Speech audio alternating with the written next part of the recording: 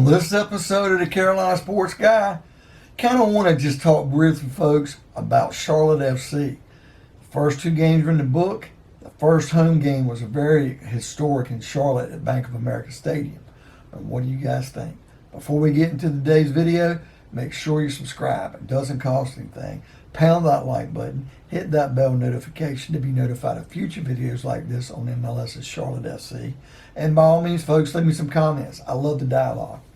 All right, folks, I kind of went back and looked at the highlights, and I kind of caught part of the first game where Charlotte FC did get a chance to play against DC United.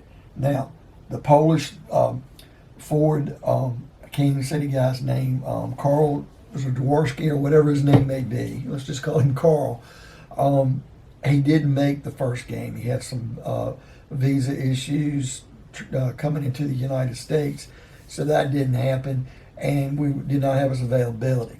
And really, at first, we had a goal in the first game, and it was waved off all sides. They did the VRI, whatever it's called, the video review. And then it looked like DC United kind of got a gimme goal, went up 1-0, and they ended up winning 3-0. But it wasn't a terrible showing. I think the score wasn't reflective of how well Charlotte played. Now, the home game against the LA Galaxy. You can look at the total shots, and the Galaxy pummeled Charlotte FC. But the defense really handled everything they could. Our goalie really played outstanding in that game. Couple chances we had. We didn't have many scoring opportunities. There was one or two so close if we could have got. There was one time towards the end of the game when it was 0-0, and we almost scored a goal, or just a little bit of luck there. We could have went up 1-0. But shortly after, we missed an opportunity. A nice shot by the LA Galaxy player who nailed a sweet shot in the corner, and they win 1-0. And of course, they did outplay us, but we did play outstanding on defense and in goal. And I'm not really knocking the forwards. We just didn't get the opportunities we had. We're a young team. We're an expansion team. The thing I want to talk about, folks, is I really want to talk about the incredible crowd support. 74,000, almost 500 plus. You're talking about almost 75,000 people at a soccer stadium. And so far in the whole world throughout this 2022, it's the second largest crowd any professional soccer league. That's incredible. I think there was a European League game that had 85,000. But just to have that, it says a lot. Now, this next home game, they're going to close off the the upper bowl, and it'll just be lower bowl.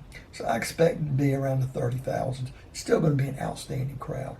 But people had a good time. The singing, the dancing, the chanting, the drinking.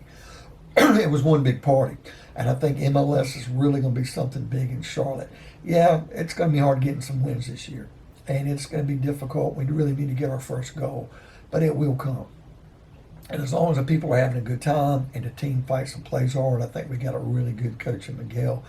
I think, given time, this team is going to develop, excuse me, bring some outstanding players in. We'll only get better. And a couple wins here and there, a playoff performance maybe in year two, and you're going to see these crowds just swell. It's just going to be a groundswell, just like Atlanta United did in Atlanta, how they did. And I just think it's taken off, and the MLS in Charlotte is just outstanding. Who would have ever thought? I think Major League Baseball would go over well in the Carolinas, and maybe one day that'll happen. But just to see how well Major League Soccer did, Dan Garber has got to be excited. David Tepper, too, very proud of the region for what they had to offer the first week. It was just world-class, outstanding. It gives the people of the Carolinas something else, sporting activity to follow and look forward to. And remember, not everybody's a Panther fan. Not everybody's a Hornet fan. Me, I'm a fan of all of those teams. So it's nice to have Charlotte FC and something else to root for. I think one of my biggest debates, I've got the Charlotte FC, a couple T-shirts, but one of my biggest debates is, do I get the black jersey with the mint green, or do I get the like electric blue, like the Panther-looking jersey with the white sleeves and a little black trim? Because both of them are very nice, and it'd really be nice to own both. I think the kits are incredible.